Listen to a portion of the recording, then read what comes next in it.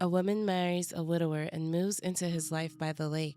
At first, everything seems normal, but soon she starts seeing his first wife. The problem is, she's supposed to be dead. Hey, it's Asia. Welcome back to Nerd School Dropout. Today we're looking at A Guest in the House by Emily Carroll. Let's get into it. The story begins with a dream. Abby talks about the dream she used to have where she imagined herself as a knight slaying dragons and claiming treasure, but that was her only dream. When the story begins, Abby is trying to settle into a new life. She recently married a widower named David and moved into his home by the lake, where she now lives with his young daughter Crystal. There's a quiet routine to the life they share, and Abby seems to appreciate the security of it, but she also doesn't seem completely comfortable in this role. She compares herself to David's first wife, an artist named Sheila, and quietly worries about the life she thought she'd have by the time she turned 30. At one point, she stares into the mirror and briefly imagines stabbing herself through the neck before snapping out of the thought when the doorbell rings. A neighbor named Beth stops by to introduce herself. The visit is polite but awkward. Beth notices the water isn't filtered, and Abby apologizes repeatedly. When Beth leaves, Abby immediately starts flipping through the flyers, looking for a water filter. It's a small moment, but it says a lot about Abby. She's trying very hard to fit into a life that doesn't quite feel like hers. The next day, Abby returns to work and later spends some time taking photos with her camera. David jokingly calls her Shutterbug and says he's glad she's actually using it. But the mood shifts when Crystal wanders too close to the lake and David suddenly yells at her to get away from the water. Later that night, David asks Abby to attend a meeting at Crystal's school for him. Abby hesitates and asks one word. Alone? At the school, Abby learns Crystal's grades are fine, but the teacher is concerned about something else. Her drawings. Some of them show anger toward Abby, including one that literally says, "I hate you." Another shows Crystal and her mother together in the water. Teacher suggests counseling, explaining that a child Crystal's age may need help processing the loss of her mother. But when Abby brings this up later, David shuts it down immediately. Absolutely not. David insists nothing is wrong and says the drawings are simply Crystal's way of grieving and feeling close to Sheila, who used to paint. But Abby isn't convinced, because the anger in those drawings doesn't feel directed at the past. It feels directed at her. Later that night, Abby can't sleep and finds herself drawn to the lake. Standing at the end of the dock, she reflects on her marriage to David. They had a small courthouse wedding the previous summer. For Abby, the word wife felt like putting on armor. At first it hurt, but eventually it gave her shape. As a child, Abby says she often felt disembodied, like she didn't fully exist inside herself. For a while, she imagined a figure she called Lady Grey, someone who made her feel calm and safe. Sadly, that imaginary friend disappeared long ago. Abby says David was the first person who ever quieted the constant noise in her mind. The comic visualizes that anxiety as water bubbling beneath her skin. But with David, everything goes still, like a held breath. And while that calm is comforting, we also know that it probably won't last. At work, Abby asks a coworker about her drawings. Her coworker brushes it off, saying kids draw strange things all the time. Still, Abby can't help thinking about Sheila. Sometimes when she's alone in the house, she imagines the life Sheila might have had living there. Whether she had a studio somewhere in the house or what her routines were like raising Crystal, the house never quite feels like Abby's. Sometimes walking through the house alone feels almost thrilling, like she's somewhere she isn't supposed to be, breaking in someone's house, walking around unnoticed. Eventually, Abby notices the lighthouse painting hanging in David's office. When she pulls the corner cards away, she sees the signature. Sheila. Later, Abby asked David about it. He had previously told her Sheila's belongings were destroyed in the fire, but now he explains that some paintings survived and he brought one out because it reminded him of the lake. He admits he hid Sheila's name so Abby wouldn't feel uncomfortable. David insists there's nothing else of Sheila's left in the house, but Abby knows that's not entirely true. Crystal still keeps a small Polaroid photo of Sheila in her room, and she once asked Abby not to tell her father about it. Later, Abby is watching the lake when David suddenly yells at Crystal for swimming alone. When he notices Abby standing nearby, he turns his frustration towards her. Wakey, wakey, earth to Abigail. Later, Abby apologizes to Crystal for not watching her closely. During their conversation, Crystal reveals something unsettling. Sheila and David used to go at it. They argued all the time. Then she says something even stranger. Dad hated her. Crystal also admits that sometimes she sees her mother at night, moving through the house and looking different from how she used to. Abby shares something she has never told anyone before. When she was 13, Her sister died in a motorcycle accident. After the accident, Abby would sometimes see her standing silently at the end of hallways. Crystal asks Abby not to tell her father about their conversation, and Abby promises. Soon, Abby begins seeing something strange near the lake. A woman standing in the water. A beautiful woman. The woman asks if Abby can see her. Abby, appearing in the dreamlike form of a knight, answers with a single word, Sheila. Sheila tells her she's been forgotten in the water for a very long time. She reaches out and touches Abby's armor. My knight wears warm armor, she says. From that moment, Abby can't stop thinking about her. Soon after, Abby hosts the Canada Day gathering at their house for David and his friends. During the party, Abby reflects on 3 conversations. David apologizes for losing his temper earlier and says being around Abby helps him become a better version of himself. Dr. K's wife suggests Abby experiment with her appearance and invites her to visit her salon. The most important conversation happens with David's coworker, Dr. Sharma. While Crystal plays with sparklers nearby, Dr. Sharma tells Abby she shouldn't be so hard on herself. Raising a child after losing a parent is incredibly difficult. Abby says she knows she could never replace Crystal's mother, and Dr. Sharma pauses. Then he tells her something David never did. Sheila didn't die of cancer. His wife did. Sheila self-deleted. Dr. Sharma quickly realizes David never told Abby and apologizes. Fireworks explode overhead as Abby processes what she just learned. Later that night, the heart-shaped wind chimes by the door begins ringing. A tall figure appears in the doorway. It stands at the very edge of the door frame, and then we see the word Abby written in red liquid. Terrified, Abby apologizes over and over, then the figure changes. Sheila appears again as the beautiful woman Abby saw in the water. Is this better, she asks? Sheila says it's flattering to be imagined as a princess. And you picture yourself as a knight? Embarrassed, Abby apologizes for having those thoughts about her. But Sheila doesn't seem upset. She says she's been watching Abby for a long time and knows she's harmless. Then she asks Abby not to tell Crystal that she saw her and tells her to go back to sleep. Abby's dreams grow darker. In one dream, her sister brushes her long hair before teasing Abby not to tell the old dragon she's going out for a ride. In another dream, Crystal invites Abby upstairs, whispering that her mother is taking a bath. But when Abby walks towards the stairs, blood begins pouring down them. Crystal points upward and says they woke her. And in the middle of the red flood, we see Sheila. After the encounter, Abby barely sleeps for days. Her dreams become a tangled mess, but she keeps her promise not to tell Crystal she saw her mother. Still, Abby can't stop thinking about Sheila. Life continues, but Abby feels increasingly distracted. Sometimes she imagines confronting David about what Dr. Sharma revealed, but she never does. One day, Crystal proudly shows Abby a puppet she made from a milk jug. She names it Archimedes. Later at dinner, Crystal reveals the puppet now has a mouth because her dad helped. David jokes that it was a successful surgery. But as Crystal plays with it, the puppet slowly takes the shape of a dragon. Around this time, Abby begins describing a strange feeling growing inside her, like a rock in her chest tied to her tongue. She wonders if someone has been moving things around the house. At night, every noise feels louder. She can't shake the feeling that there's a guest in the house, and that she's being a terrible hostess. Abby hides under the blanket. Sometimes, just before she falls asleep, she hears a voice whispering, "And this is the woman raising my daughter." Eventually, Abby takes a day for herself and visits the salon. While Dr. K's wife cuts her hair, Abby asks a strange question.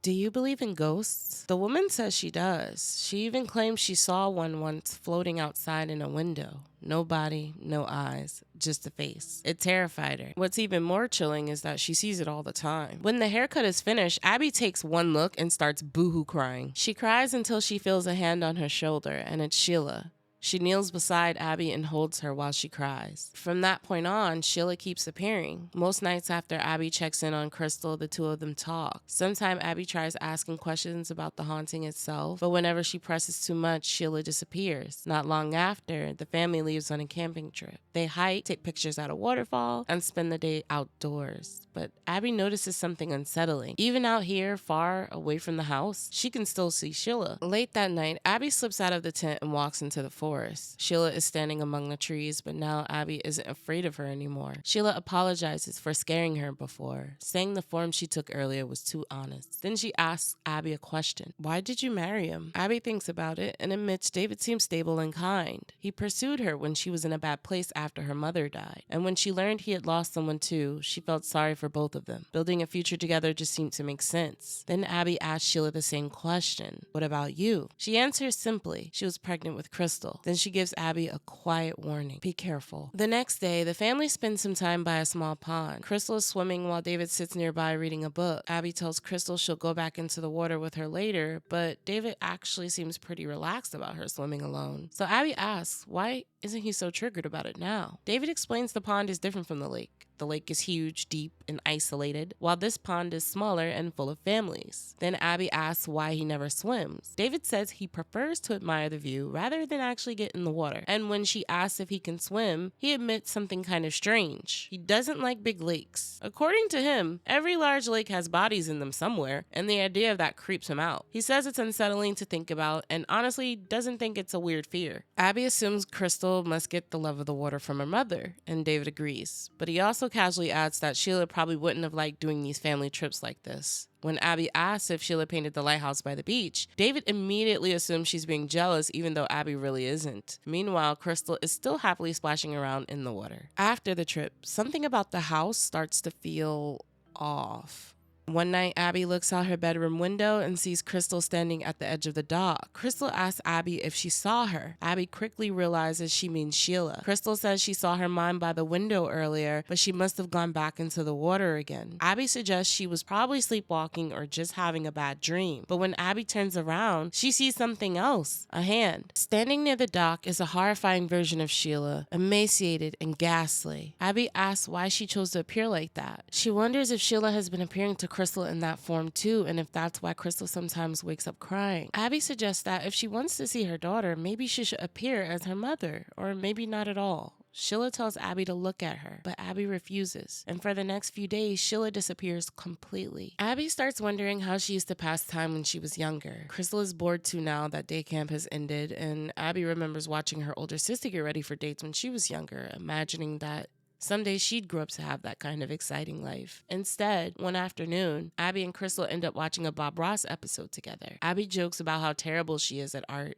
and asks Crystal if her mother ever told her to draw. Crystal says she didn't. Eventually, Abby gives in and starts talking to Sheila again. She asks her about the paintings. Sheila said she loved painting the water, the vastness, the stillness, and the way it changes with the light. She also painted portraits. Abby says she wishes she could see them. Sheila tells her they should still be in the attic. She assumes David kept them stored away in case he ever wanted to cash in on a dead artist. Then she asks Abby something that kind of sticks. Why hasn't Abby actually explored her own house? Curious now, Abby grabs the attic keys and heads upstairs. But when she opens the door, there's nothing there. Every single painting is gone. The ghost immediately starts blaming Abby. She assumes Abby convinced David to get rid of them because she was jealous. Abby argues that she didn't make him do anything, but Sheila is devastated. Those paintings were the last thing she had of herself. Abby tries to explain that maybe David didn't want reminders of the woman who killed herself, and that's when Sheila loses her shit. She freezes and asks Abby what she just said. Then she starts screaming. She says she wasn't a suicide. She was murdered. She screams that Abby is sleeping with her killer and calls her the whore raising her child. Then the ghost tears down the stairs and we have a massive crash that wakes Crystal up. David runs towards the sound and finds the glass door shattered. He tells Abby to go to Crystal. Then he turns back towards her and asks one simple question. Why was she in the attic at 3 a.m?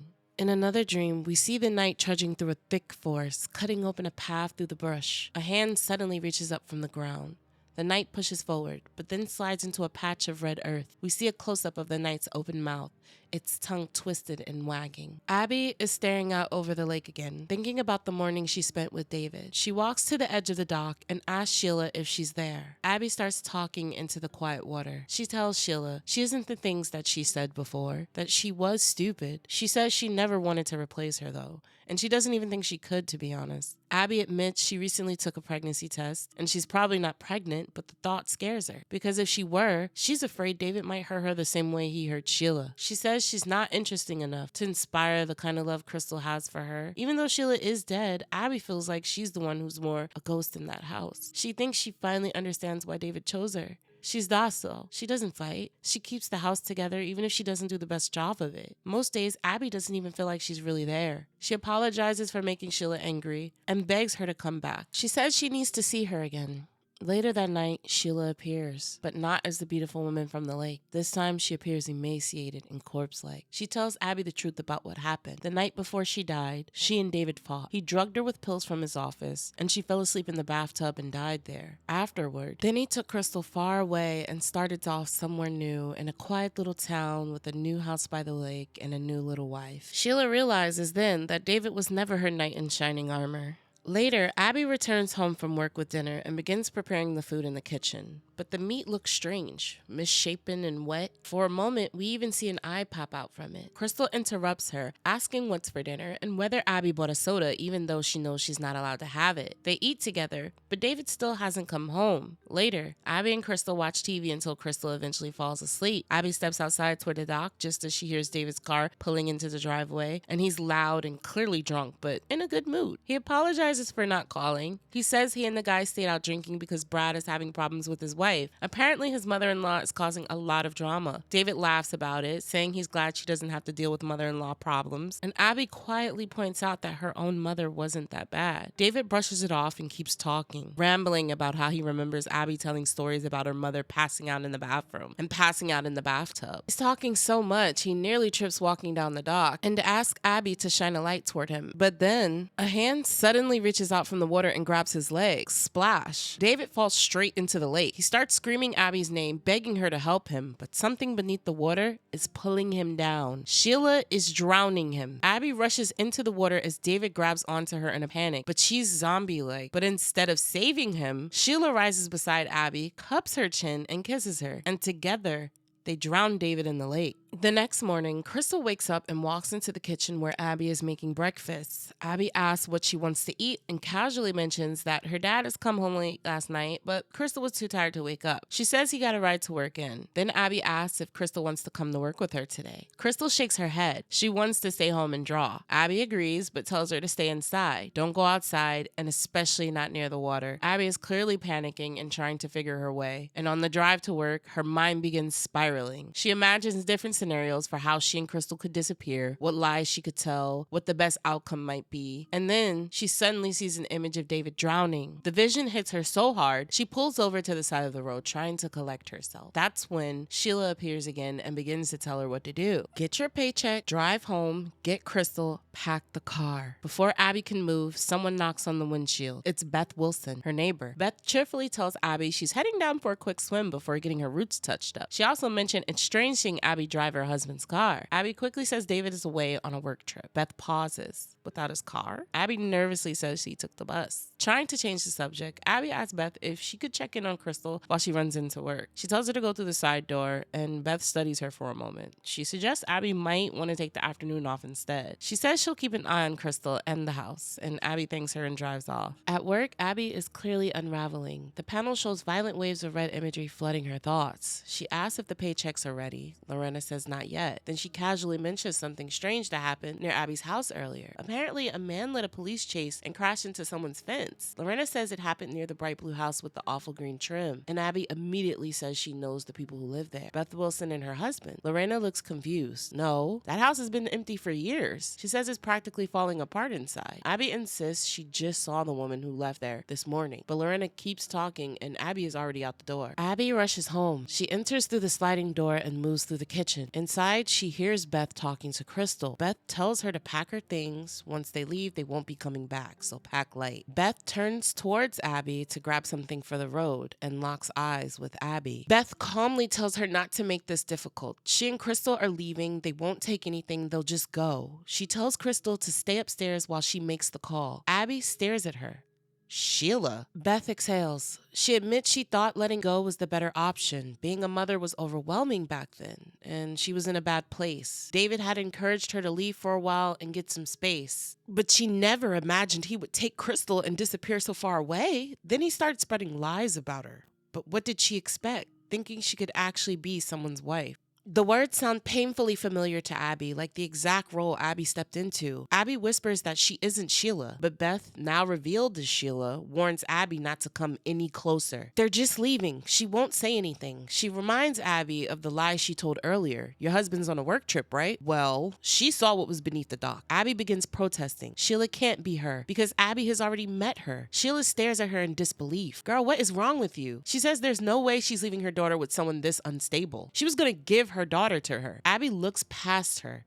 Not at the woman standing in front of her, but at the beautiful blue princess she's been seeing all along. She steps forward. If you're Sheila, then who are you? She says this as both the ghostly princess and Abby move toward the real Sheila. Upstairs, Crystal finishes packing her bag. Her milk jug puppet clutched tightly in her hand. She starts walking downstairs, then she hears someone call her name. Mom? Worried, she runs towards the voice. No! Someone shouts for Crystal to run. The heart-shaped wind chime by the door begins ringing, and Crystal screams, Mom! In the final image, we see the knight from Abby's dreams, driving a sword through Abby's chest. At the same moment, the living Sheila stabs Abby with the knife, and then the last words of the story appear. I used to dream of, after a small spark of light flickers in the darkness. By the time the story ends, the whole thing starts to feel unstable, because when you look back, little details start poking holes in the ghost haunting Abby explanation. Crystal says she sees her mother at night, but not like a floating ghost. Maybe she was just moving around the house, and she does look different now. She's older, her haircut is shorter and darker. She even mentioned she had to get her roots touched up. So who exactly was Abby talking to? One possibility is that Sheila never died the way David said she did. Maybe she was alive somewhere nearby, watching the house and waiting for a chance to reach Crystal again. And Abby isn't exactly a reliable narrator. From the start, she talks about feeling disembodied, like she's not fully inside her own life. Marriage became kind of an armor she put on just to give herself shape. And the way she imagines Sheila is telling, not as a corpse, not even really as a ghost, but as a beautiful princess in the water, while Abby casts herself as the knight. It starts to feel less like a haunting and more like a fantasy that Abby built up for herself. I also feel that she repressed a lot of her sexual identity, and it was a big catalyst for why a lot of the things fell into motion. She wasn't true to herself. This was such a great story. I really enjoyed reading A Guest in the House, and it really put me in a chokehold. That ending made me reread everything just to look at all the small nuances and try to look at the images and the storytelling in a different way. If you've liked the video, please be sure to subscribe, like, and comment on the channel. I know my channel is small, but all the love that I've been getting has made my heart so full. Let's grow this thing and let's keep going. I have so many more stories that I'd like to talk about with you guys. So yeah, thanks y'all. Asia out.